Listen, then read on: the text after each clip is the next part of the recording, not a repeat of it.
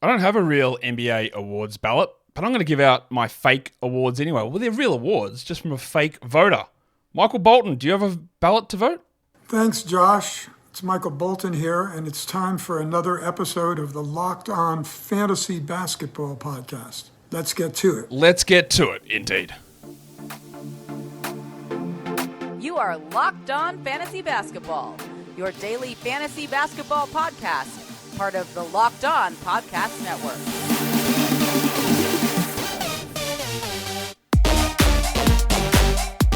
Hello and welcome to the Locked On Fantasy Basketball Podcast, brought to you by Basketball Monster. My name is Josh Lloyd, and I guess it's official, we're now on Facegram. I'm also the lead fantasy analyst at basketballmonster.com, and you can find me on Twitter as always at redrock_bball, on TikTok at redrock_bball, and on Instagram at Locked On Fantasy Basketball.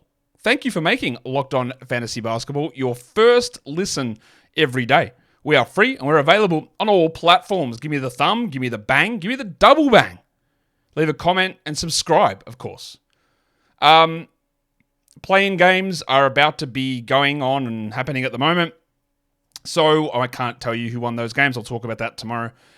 But what we're doing here is talking about fake award ballots. I see that the mainstream media, the fake news, has caught on to the fact that the 65-game rule is stupid and dumb and should not exist. And there are numerous players who I would have put into these awards that did not qualify by their ridiculous standards that were insane to begin with, and I don't think they achieved what they thought it would, even though you might claim, well, look at Zion, he played games. Look at Kawhi, he played games. Yeah, didn't get injured. Look, that's what happened. So I think it was stupid from the beginning. I think it's been stupid all the way through, and I think you'll see it again. It's a stupid rule now. So I am unbelievably abiding to this rule when doing these award votes. And this is not going to include fantasy awards. I am going to do a separate show for fantasy awards. It's the off season. I'm going to be doing some other stuff there. Don't need to cram them all into one show. This is real NBA awards ballots. That if I did have a vote, and hey, give me a vote. I watch a lot of basketball, and I pay more attention than some of the national media who do have votes. Not looking at anyone in particular. So we're going to talk about what we need to talk about. We're going to look at these awards, and we might as well just get straight into it. Should we get straight into it with the biggest one of them all, or should we edge up to the precipice? Nah, let's just do it. The MVP. I don't feel like I felt relatively strongly last year about Joel Embiid not winning, about Nikola Jokic beating Joel Embiid. I felt relatively strongly about that. I'm not feeling super strong about these ones, to be honest, and especially I've been fairly consistent about who I think should win, and I'll stick with that. But the next group of guys, I'm not super convinced, and I'm not like, well, this guy must be here, and I will reject any other argument to suggest otherwise. So let's just have at it. My MVP for this 2023-2024 NBA season was, for the third time in 4 years, it was Big Chungus, Nikola Jokic. I don't know what I need to say about Jokic. I'm not going to go into give you all of the statistical cases for all of these guys. Jokic's team was awesome. Jokic is the reason that they're awesome. He can sort of do whatever he wants. He can control the game offensively with scoring, with passing. He's not a bad defender despite what you might think. He's solid enough to good. Actually, probably is just good. And he's just the best player in the NBA, and he has been for 3 years. And when you're doing that, you're out there, you're providing value, you're helping your team win, they're winning. What more else is there? He was my preseason pick for MVP, and you can see that if you're watching on the screen. My other one I went back and watched my preseason award prediction video. I said, if you want a little bit of value on the MVP, take old mate Shai Gilgeous-Alexander. So my picks in the preseason were Jokic, and then a little bit of a value pick on Shai. And my top two for MVP this season are Jokic, with second place going to Shai. Now, obviously, Shai doesn't win it here, so the value pick didn't work out in my preseason bet, but he was awesome. It is worth remembering. It is undoubtedly clear that Luka Doncic had a better final 3 weeks of the season than Shai. You could make a very easy argument, Luka's 3 for me, by the way. You could make a very easy argument that Luka was better for 2 months, 6 weeks of the season. That is totally fine. But this is the thing we've gotten into discussions with Jalen Williams versus Paolo Banchero, discussions we've gotten into with Marcus Smart versus Rudy Gobert for Defensive Player of the Year, Scotty Barnes over Evan Mobley for Rookie of the Year. The season is not the last 2 months. It's not the best player who was sort of all right. That's downselling Doncic, but the guy who was clearly the best player for the final 6 weeks. Therefore, he gets the award or gets bumped up. That's not how it works. You know that I've not always, but maintained recently, there should be some sort of situation where voters vote, I think, every single game, but at least do something and vote for it on a month-by-month basis, because we forget what happened in October, November, December, and everything gets recency biased in. So Luka's been great. He might finish second, but Shea was better than him for 3 months. 4 months, mate. I don't know. I think this is really close. Got no problem if you want to put Luka there, but it's a narrative push because Luka's been great. Shea got hurt. Shea missed some games. Things fell off a little bit for him. He wasn't still good, but they just weren't as good. But he still was awesome for 3.5 months, 4 months, and clearly the number 2 guy. And you could even argue the number 1 guy for a lot of that period. So I have Shea at 2. I have Luka at 3. I think Luka's been awesome this season. He's fixed some of the problems he had. He's improved defensively. He's playing 1,000,000 minutes. He's improved his free throw shooting. The team is 16-2 over the last 18 games or something. Every game it feels like he's going to get hurt, then he plays through it. He's been ridiculously good, and we'll see what happens in the playoffs. But if you wanted to say that Luka should win it, I disagree with you, but I'm not going to be like, you're an idiot. What are we doing here? Number 4 for me is Giannis. Yes, there's been so much weirdness around that team. The coaching stuff, the seeming incompatibility with Giannis and Damian Lillard, which is not ideal. But he was still unbelievably good. He still drove this team. He still averaged 30 a game. He still provided passing value through the roof. He still was awesome defensively. He still was unbelievably efficient. Yeah, he can't shoot threes. But I think we take a little bit of what Giannis does for granted. He was still ridiculously good. And to me, these were a very clear top 4 guys. Very clear. You can put him with... I would find it hard to put Giannis ahead of Luka and Shea. But I don't have any problem with it, really. Those 4 to me are very clear. And the 5th spot was tough. Now, when I did my fake All-Star ballots, the beginning of January, I did not have Jalen Brunson on the East Conference team, right? I didn't have him. At that period of time, and again, I probably suffered from some recency bias because I think about 3 weeks before I did that ballot, Brunson was really struggling. The efficiency was down. He wasn't doing much in terms of usage-wise. He was struggling a lot defensively. Everything was sort of down. I went, okay, I've got some other guys who I'd rather put in there. And then between then and when the All-Star game happened, he improved a lot. But the reason I'm putting Brunson as number 5, not that I think he's necessarily the 5th best player in the league or that he was the 5th best player this season. I just think that his ability to ramp up and carry a team when they lost Julius Randle, who many people would have said was their best player. It clearly isn't, but many people would say that, or would have said that Randle was their best player. After they lose quickly and Barrett in a trade and the replacement comes in and doesn't play, they lose their starting center, yet he still pushes them to be the 2 seed. To me, that is value. That is, you are carrying everything. Now, it is easier to put up numbers when you play 38 minutes a game, but he was ridiculously good. So in terms of just the value part of the MVP, that is why I'm putting Brunson at 5. I didn't have him there for, the last time I did the straw poll with Tim Bontemps was, I don't know, whenever the last one was. I did not have Brunson at 5 then. I still had Kawhi at 5.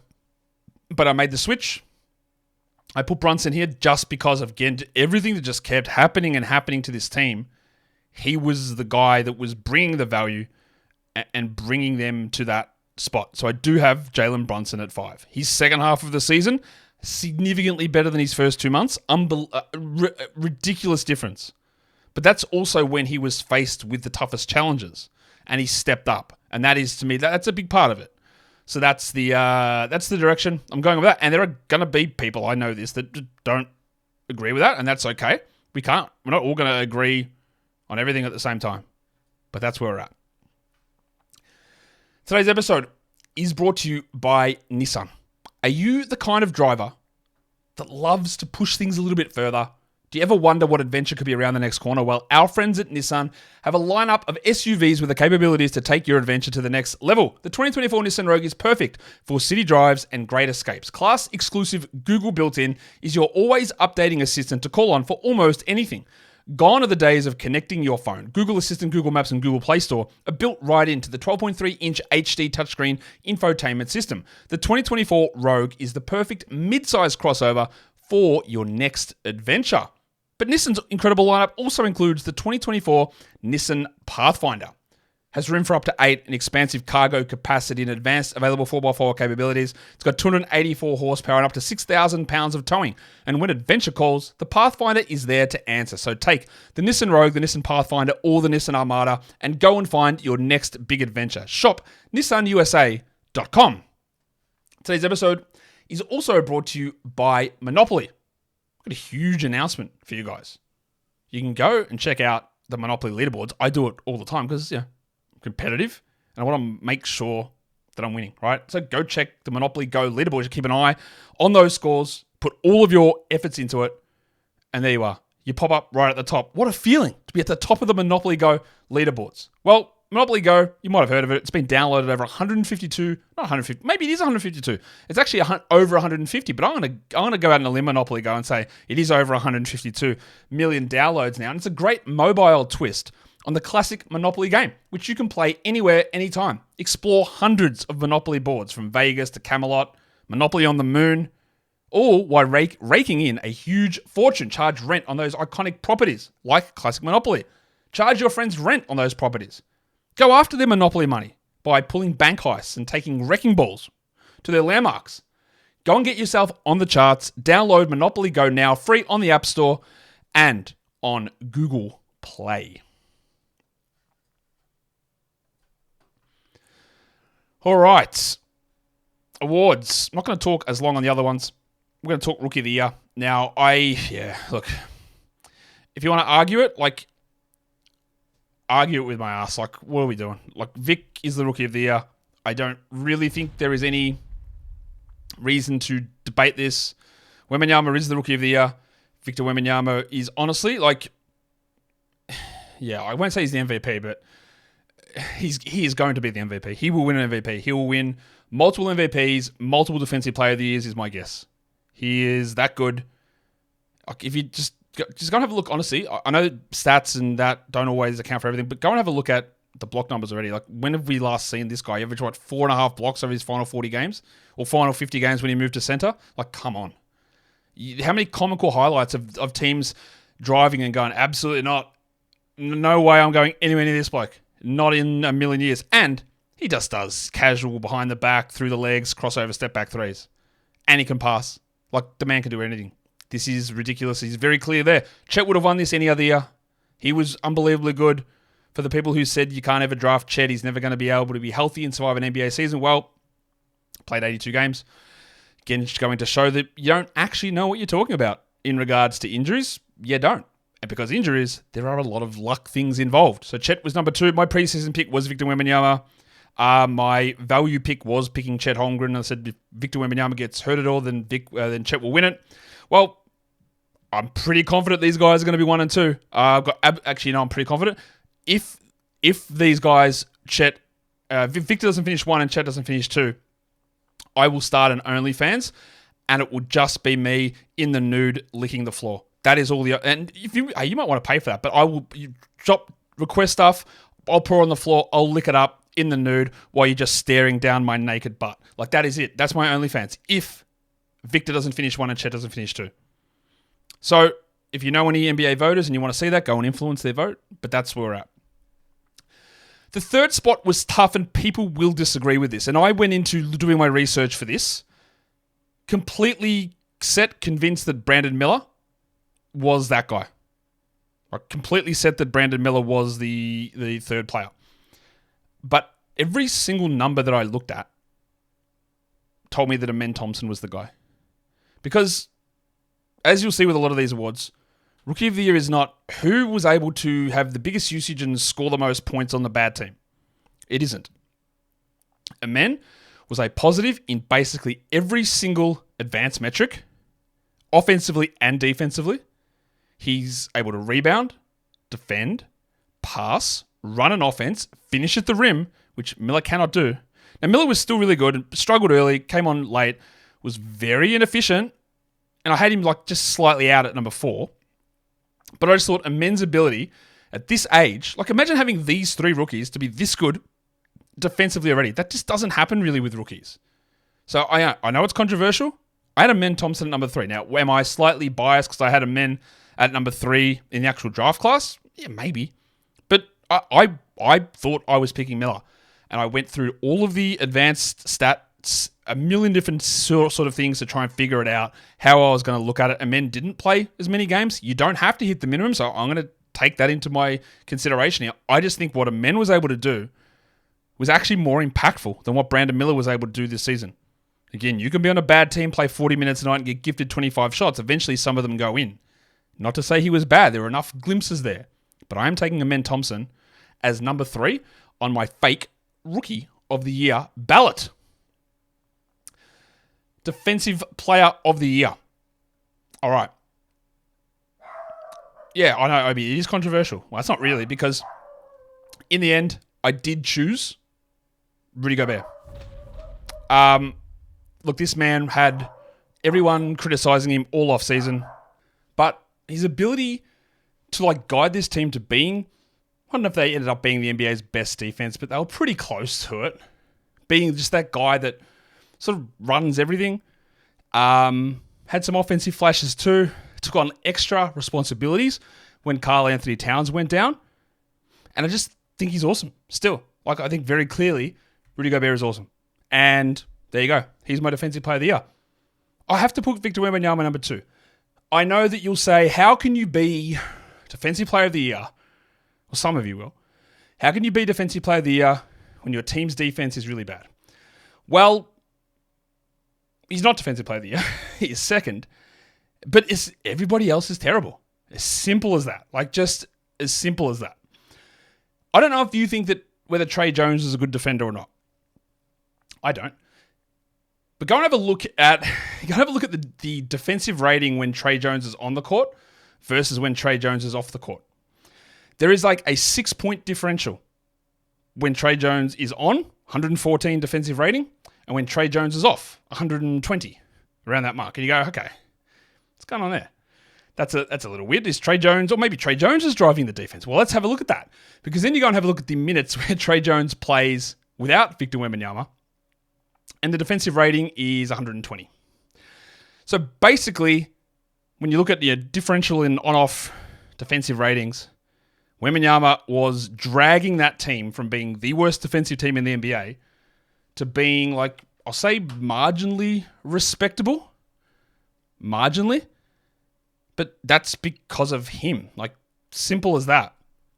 They finished with the 21st best defense according to dunks and threes. The Wolves, by the way, were number 1 by a fair margin. But the Spurs were number 21. Without Wembanyama, they would have been 30th.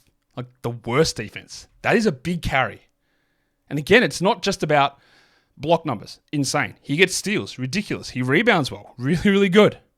He has these defensive rating swings massively in his favor. But it's also just like watching teams go at him, and they look at him like, I've never seen anyone look at another player, and they just go, no way. There is no way that I am attacking this guy. None. It's not happening. Very few, well, some players do, but most of them just go, like, no. Even like against guys like Jokic, he's like, what is going on here? Like, I'm not dealing with this. To me, that counts for something. It doesn't always reflect in stats. One of the big things Gobert's always had in his favor was deterrence. Yes, he protects the rim. He drops opponent field goal percentage at the rim, a big number. He contests a lot of shots, but he also stops people getting to the rim. And that's something that you can only contest at the rim if someone goes to the rim. And sometimes people go to the rim because they're not scared of you. And I think you're going to be seeing a little bit like, it's like Deion Sanders, Darrell Revis Island, where you're the best cornerback in the NFL, but you get no interceptions because no one wants to test you. And Wembanyama has that already, and he's still getting 4.5 blocks a game. He will be number 1 on this list without any question next season, I think. He's going to win it. No, I'll write it now. He'll win it next season, Wembanyama. Number 3 was tough, but I have to go with Alex Caruso. Why? Because he's unbelievably good. He is a terror defensively around screens. He provides unbelievable on-ball defense. He's a good help defender. He's a rim protector. He challenges shots at the rim. He was able to stay healthy this season. So he was able to get past the games played minimum requirement. And you could just say that centers are the most important defensive position in the NBA, and you are correct. And I could just say that every defensive player in the year should be a center. Again, you're probably correct. But the value that Caruso provides as a non-big defender is everything that he's built on. He is unbelievably valuable because of what he does. Defensively, he's way more versatile than these other two guys ahead of him. And while, it is more important to have a big than a small defender, Caruso's ridiculously good. My preseason pick was Wembanyama with Anthony Davis as the runner-up. Didn't have Gobert there. I was a bit worried about where he was going to go. But I didn't have him picked. I had Wembanyama there. And there you go. There you go. Today's episode is also brought to you by eBay Motors. Passion, drive, and patience. That is the winning formula for winning championships. And it's what keeps your ride or die alive. eBay Motors has everything that you need to maintain your vehicle and level it up to peak performance. Superchargers, roof racks, exhaust kits, LED headlights. Whatever it is that you need, whether you're into speed or power or style, function, form. They're just words that I'm making up, but they sound good as well. eBay Motors has got you covered. With over 122 million parts for your number one ride or die, you'll always find exactly what you're looking for. And with eBay Guaranteed Fit, your part is guaranteed to fit your ride every time, or you get the old money back. They chuck it back and they go, hey, sorry about that, have it back. And you go, thanks, mate. That's fantastic. With eBay Motors, you are burning rubber and not cash. I wouldn't suggest doing either, but you can do both. Well, you can't do both because you don't burn cash with eBay Motors. Very simple, Josh, get it right. With all the parts you need at the prices you want, it is easy to make your car the MVP and bring home huge wins. Keep your ride or die alive at ebaymotors.com. Eligible items only, exclusions apply, and eBay Guaranteed Fit is only available to US customers. Okay, so let's go and do the next award that was Defensive Player of the Year. Let's do the Sixth Man of the Year. Hated this. There was no rules eligibility requirements here. There's no 65 game grouping, but the reason I hated it, and I probably spent the most time looking at this, is I didn't like the candidates. I didn't like who was available. My preseason pick was Josh the Hitman Hart. He just started too many games because I didn't expect that Quickly and Barrett would get traded, opening up starting jobs for him and then Anunoby and Randall, because he only started because then Randall and Anunoby got hurt. But he started too many games. My other preseason pick was Al Horford, who I did consider. I had a pretty big list for sixth man of the guys that I was considering. And Horford was on that. But it wasn't the way that I went in the end. Now, Malik Monk, I think he's going to win this award. Fair enough. I've got him as winning it as well. It frustrates me that they refuse to start him. I don't really know why they do that. There are ways, Michael Brown, where you can stagger guys to have him running second units and all that stuff rather than throwing Chris Duarte into any minutes at all. And now Monk is hurt. That's a separate story. But he obviously qualifies. The injury is frustrating, but he was awesome. I think it is relatively clear that Monk is the sixth man of the year. I think it's relatively clear. I had Bogdan Bogdanovic at number 2. Bogdan, I think, he was healthy for first time in a long time. He helped this Hawks team stay afloat through injuries to Trae Young. He started that portion of games, but overall he was just a reliable 30-minute-a-night bench guy who defended much better than he has in the past, good steal rate, shot the ball well, passed well, just did what he needed to do. A lot of advanced stats really in his favor. I know a lot of you are saying, Josh, where's Naz Reid? I did not have Naz Reid in my top 3 for sixth man. I had him in that group of others, but I know Naz Reid is the popular guy. Look at what he's doing. Look at these numbers. When he was coming off the bench, they weren't that good. His advanced stats are all middle of the pack to below. Like, they're not super strong. Any sort of impact stat you can look at on a team that's as good as this, like, they're just not that good. They're fine. But again, we get, as a general narrative rule, Towns went down. Reed started. He had a couple of big pop-off games. Everyone's like, look at Naz Reid. He's killing it, dominating. Happens in the fantasy world as well. You've heard me talk about this with Naz. And then when he has the stinker, no one says anything. Not saying he hasn't been good. He has. But to me, the impact stuff does not favour him. Like, not even remotely close to favouring Naz Reid. My third spot, and again, I'm going to take advantage of the fact that I don't have to hit a ridiculous 65-game rule here. Trey Murphy's advanced stats were through the roof. His defensive stats were amazing. His offensive stats were amazing. He came off knee surgery and played 30 minutes a game. Like, the thing that's frustrating about the games limit thing as well is that Alperen Şengün, use it to use a name, he gets injured, season-ending injury, and if you have a season-ending injury and you've played a certain percentage of your team's games up to that point, right, you count. You don't have to hit the 65 games. Trey Murphy missed games because he had knee surgery in the off-season. So he missed the first 15, 16, 17 games, whatever it was, because he had knee surgery to start the year. But if he had had knee surgery to end the year, he would have qualified. Now, you make that make sense if you want. You can't. Like, what did he do that was so wrong here, Trey? If we went to look at it and said, if once he was cleared to play, did he play in the required percentage of games? I would say 100% of you did. So that's ridiculous that rule sits that way. And again, I wasn't actually coming into this thinking Trey's going to be my sixth-man guy here. I thought I would go with Naz, but Trey's numbers were just so much better. The other guy that I wanted to consider here was Jonathan Isaac, who actually had way better numbers, but he only played like 800 minutes. I can't do it for 800 minutes. The other thing is, between Naz Reid and Trey Murphy, I think there's only 200 minutes difference played. It was 1,900 versus 1,700. So while Naz played a lot more games, the minutes are the same. Not the same, but they're not that different. The other names I had on my list, TJ McConnell, I thought was great. John Isaac, like I said. Peyton Pritchard. Mo Wagner.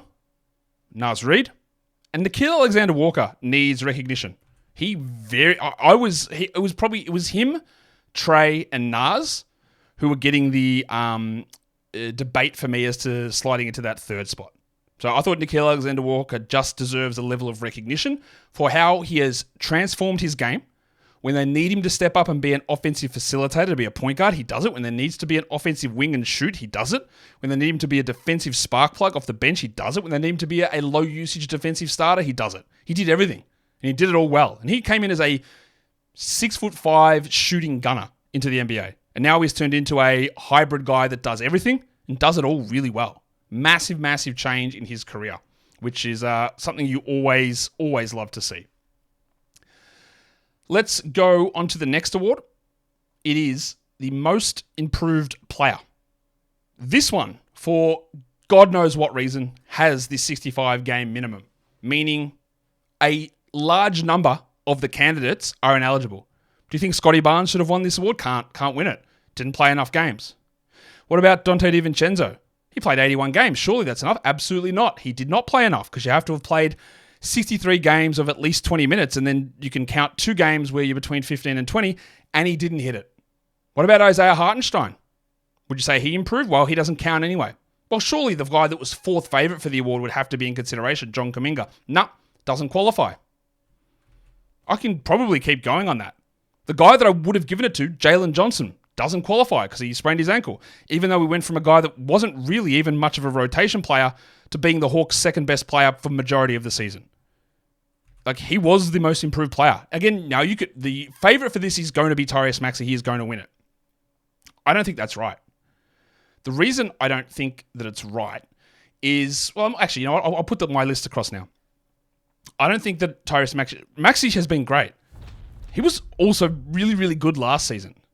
He moved into a spot where James Harden left. Maxey moved into that role, took on a little bit more offensive responsibility, did it, but how much better did he actually get? I like to look at the guys who are like, man, who are you?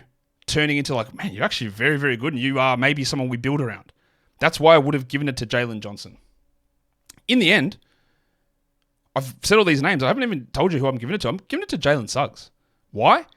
Because people thought that was an absolute waste of a pick at number 5. What a bust this guy is.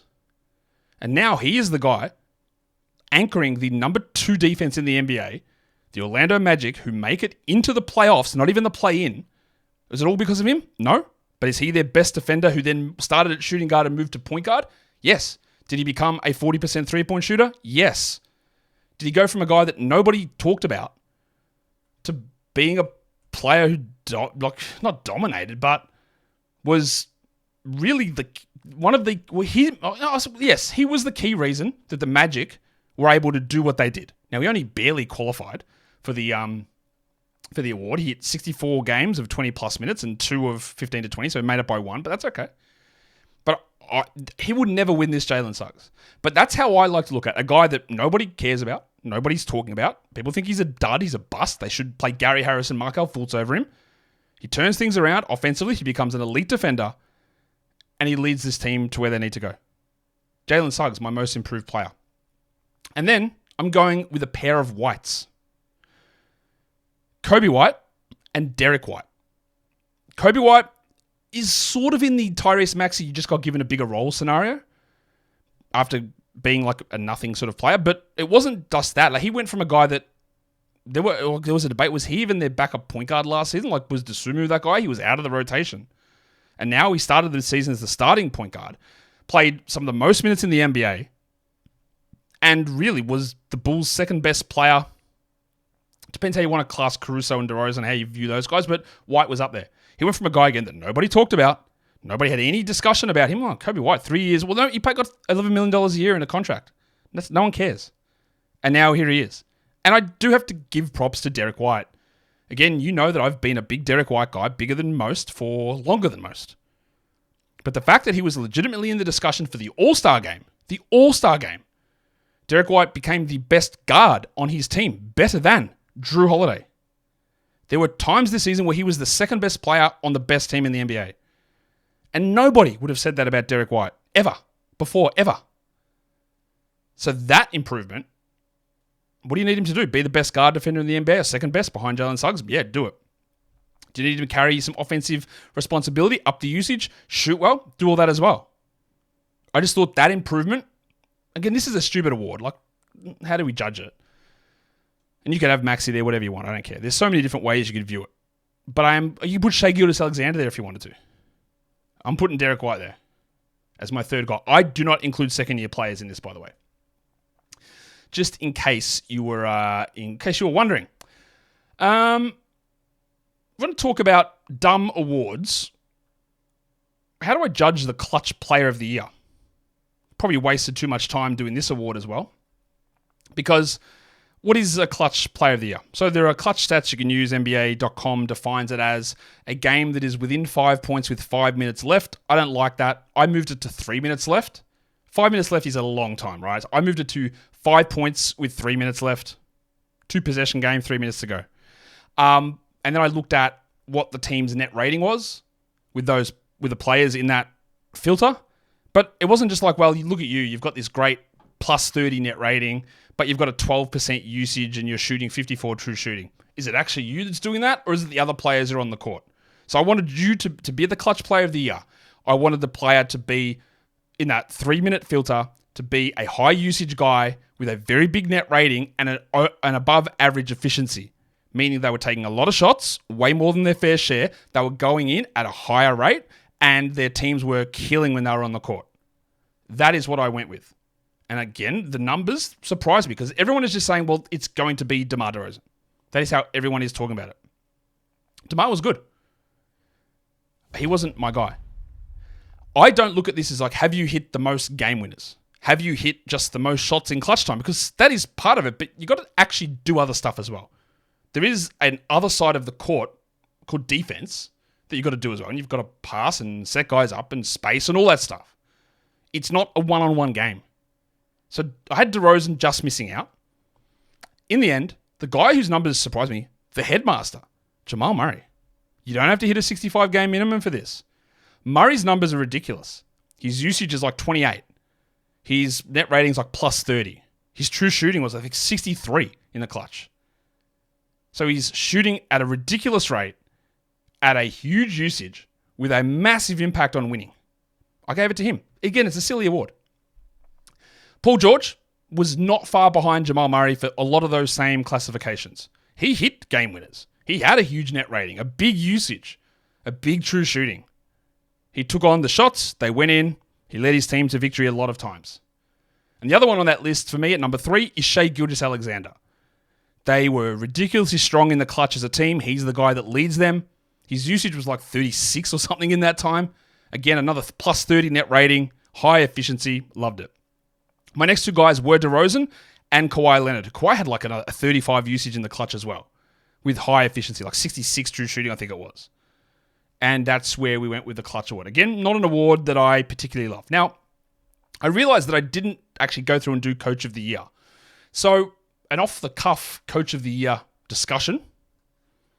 I'm going to tell you that my Coach of the Year is Mark Dagnall. I'm going to tell you that my second place is Joe Mazzulla. And I'll tell you my third place is Jamal Mosley. There you go. Dagnall, Mazzulla, Mosley. Let's do teams. All NBA. These are subject to the 65 game minimum rule. My first team. The top 4 in MVP get it. Jokic, Shai, Doncic, Giannis. I did not put Brunson there because, again, it's just a slight difference for me in that value description. All NBA, I'm just going to say, who do I think were the best 5 guys for the year? And I am putting Kawhi Leonard in as the 5th spot. Now, Brunson was obviously great, but I gave that heavy weight when I was talking about MVP to the value he provided on a team that was banged up and how he carried that. I still think Kawhi was better, so I'm going to give it to Kawhi. So my first team is Jokic, Shai, Doncic, Giannis, and Kawhi. My second team. It's a weird one. I feel when I'm doing these sort of teams, it feels a little bit like doing fantasy drafts because you go, okay, well, there's these group that are in, then there's the next group, then there's like a big drop-off, and there's this other group, and there's another drop-off, and there's 30 guys that could go here.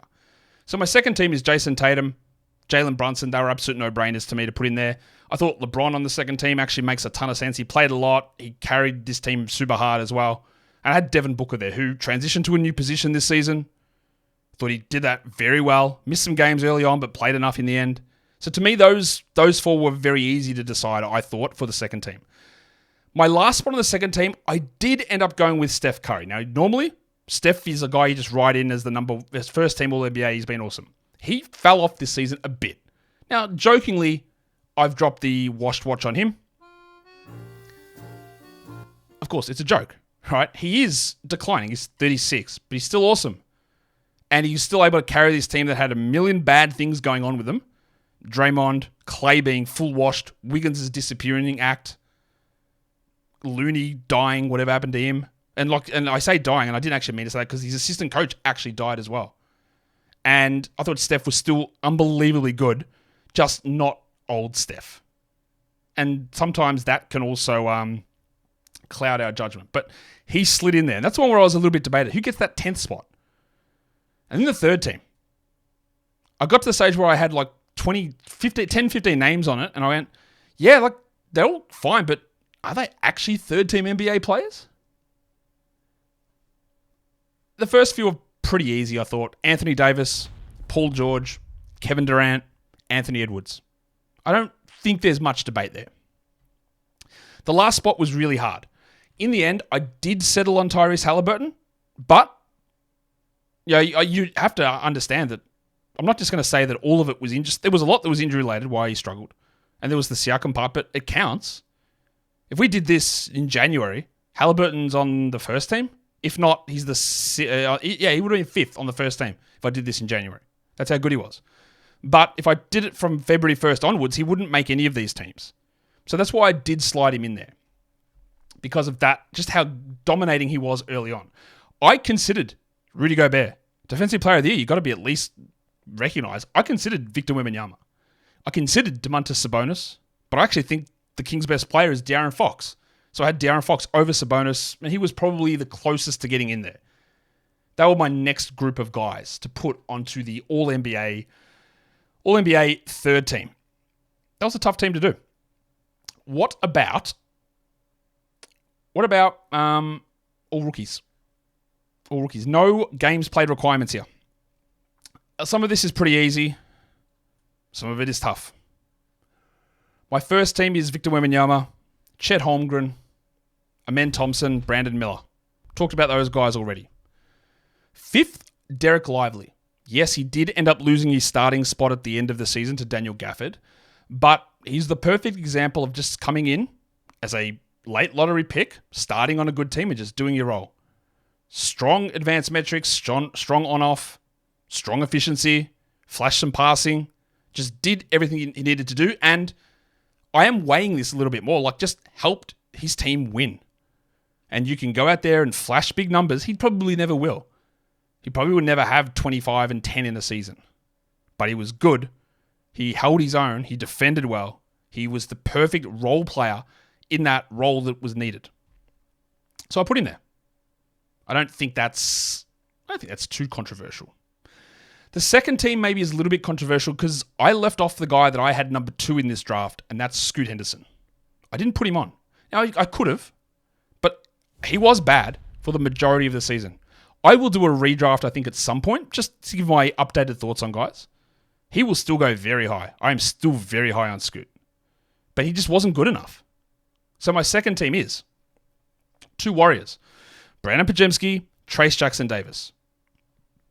Again, found themselves in roles as starters, replacing multi-championship level legends of the franchise, Kevon Looney and Klay Thompson, playing over Chris Paul. They were, for what they were, unbelievably good.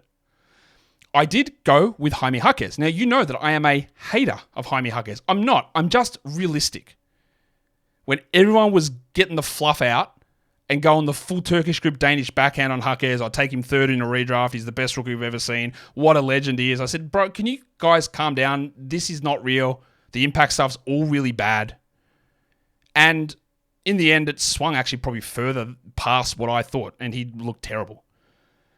I still think he is, and like I've said the whole way through, a solid role player rotation guy who definitely exceeded expectations to begin the season and then completely dropped below those expectations for the final 3 months. But Jaquez should be on this team. He was better than Scoot this season. There is zero chance you would take him ahead of Scoot in any draft ever, but he was better than him, so he's there. Cason Wallace. You come in as a rookie on the Western Conference best team. You start games. You just slide in easily and do what you need to do. You shoot well. You defend well. What more do I need from you? That's Cason Wallace. He fits in. I think Cason actually has an untapped level of offensive upside. It's not probably going to come on this team, maybe ever, or even for a while. I think he's going to be a real stud. And the last spot did go to Asar Thompson. Now, I'm not going to hold Monty Williams' insane coaching against Asar. I thought Asar showed things defensively that, again, we just don't ever see from rookies. The shooting stuff was whack from him. He had the illness at the end of the season. He had some real struggles. Some of it was him, some of it was not him. But I was impressed enough to give him that last slot over Scoot Henderson. I could debate that one. I could debate Asar even being in there at all. Dwop Reith could have been in there. But that's the direction that I did end up going. And lastly, all defense teams. This one was subject to the 65 game minimum. So I couldn't put Isaiah Hartenstein on here, and he definitely would have been. I couldn't put John Isaac on this team, and I would have debated putting Jonathan Isaac on this team, honestly. He was that good. His advanced stats are insane. I would have considered putting him on. Couldn't do it. First team, all defense. Rudy Gobert, Victor Wembanyama, Alex Caruso. I put Anthony Davis on the first team, and I also put Chet Holmgren on the first team. I know that's a lot of big men, but this is not a real team. They're not playing anybody. You could make arguments that, I'm not even certain that Davis does belong there. Some of his numbers aren't fantastic, but when you watch the Lakers play, he seems to be the guy that's doing all that stuff. And Chet he didn't make the Thunder good, but he gave them what they needed. And as a rookie, again, to do this stuff is super impressive. So I put Chet on the all-defense first team as well. The second team, Bam Adebayo. We just assume that Bam is great. He's been really quite poor the last 2.5 months. Even his defense is down. He's not a good rim protector. He just is not the same player at the moment. But he is still really good. He is still awesome defensively. He's just not as good as what you think he is at the moment. But I've got him there on the second team. I've got Jalen Suggs and Derek White there. Look, again, it's having big men defensive players is important. But having game-changing guards, Suggs, White, Caruso, I think is massive. They can guard up, they can guard down, they can guard on ball, they can guard in help. It's really key. And you'll notice that like Suggs and White, maybe not the Bulls with Caruso, but they're on two good teams, and it's a lot of that anchored by perimeter guard play defensively. Herb Jones is on there. We know that his defensive stats are a little bit all over the place in terms of consistency. He's maybe not quite as good sometimes as what he's made out to be, but I think he's still good enough to be here. And I did slide Nickeil Alexander-Walker in to the 10th spot. Again, a little bit controversial, but he's there. The advanced stuff is unbelievable with him. He's got size. He guards, he guards forwards, he guards wings. That one's maybe that one's not the best. Like, I'm not sure about that one. Like, but we didn't have the ability of like a Walker Kessler, someone like that from last season. Could I have put an Asar Thompson there? Like, probably not, but you know. But Alexander Walker gets that nod. Again, I just thought that he deserved a little bit of recognition for the season that he's had. And that is the end of my fake NBA awards ballot show. So, tell me how dumb I am. Which ones did you agree with? Which ones did you disagree with? Again, with most disagreements on these, I'm going to be like, yeah, I can see that. But we all just have opinions, right? We have different opinions. There's no definitive thing. So, well, you can't say that this guy is number 2 because the Defensive Player of the Year number is 34 and this guy's at 36. That's not how any of it works. There's context, there's nuance, all that stuff. There's personal opinion, and that's what this is. So, discuss it, be respectful, and we'll have a think about it. Enjoy the playoffs, enjoy the play-in, actually. And while you're doing that and enjoy the play-in, hit the thumb, hit the subscribe, leave your comments, and guys, we are done here. Thank you so much for listening, everyone. See ya.